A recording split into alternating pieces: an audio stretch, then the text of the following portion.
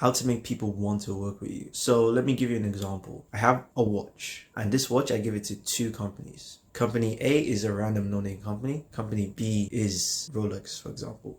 Company A can charge $100 for this. Company B charges $100,000 for the same watch, guys. So what is the actual difference between them? And it's clear and obvious because Rolex has a brand and the other one doesn't. But what does a brand actually bring to the table? The reason why Rolex can charge $100,000 is because people associate their brand with success and high status. So people in their head are thinking to themselves that they can buy status essentially. So that's why people buy Rolexes, because they're not trying to buy it for utility. They're buying it for the status that it brings. And if you want to build something that makes people want to work with you, you need to associate your brand with high status and a high probability of success, and also a very good service as well. Follow me for more tips if you want to grow your brand.